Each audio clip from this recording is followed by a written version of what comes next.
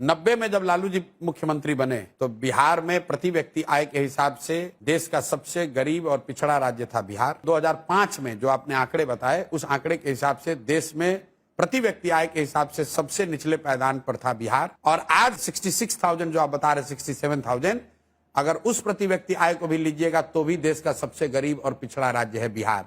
अब आप अपने आंकड़े में जरा ये बता दीजिए कि प्रति व्यक्ति आय के हिसाब से बिहार से नीचे कौन राज्य है, बता दीजिए भाई।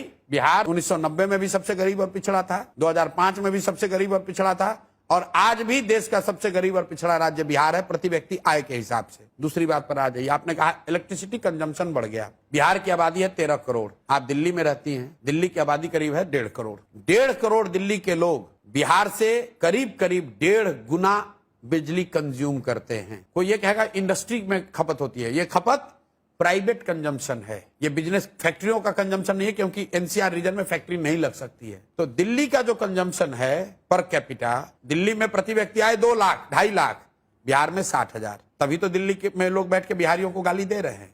दिल्ली में प्रति व्यक्ति इलेक्ट्रिसिटी का कंजम्पशन बिहार से 10 गुना ज्यादा है। 13 करोड़ लोग मिलकर उतना बिजली नहीं कंज्यूम कर रहे हैं जितना कि दिल्ली के 1.5 करोड़ जनता कर रही है।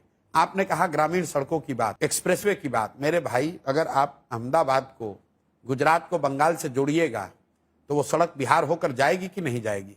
आप कोई बिहार पे एहसान कर रहे हैं? ये बिहार के लिए कोई एक्सप्रेसवे नहीं बना है। एक्सप्रेसवे ईस्ट वेस्ट कॉरिडोर बना, तो वो ईस्ट वेस्ट कॉरिडोर जो बिहार के जिन हिस्सों से पास हुआ वहां नेशनल हाईवे सुधरा। जब गोल्डन क्वाड्रेंटल बना, बिहार में NH2 था जो जीटी रोड जिसको कहते हैं, उसका चौड़ीकरण हुआ, उसको बिहार को लाभ मिला। अभी पूर्वांचल एक्सप्रेस को यहां से लोग कनेक्ट कर रहे हैं, उसका लाभ मिल रहा है। ऐसा नहीं है कि ये बिहार स्पेसिफिक घटना क्या है? बाढ़। क्या बाढ़?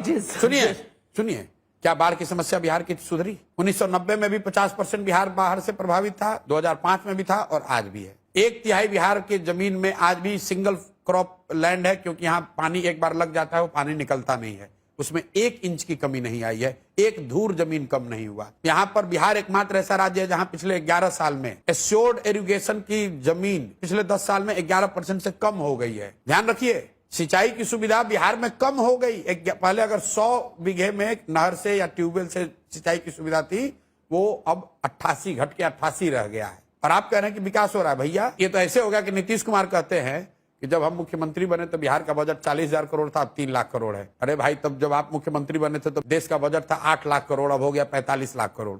वो तो नॉर्मल इन्फ्लेशन है।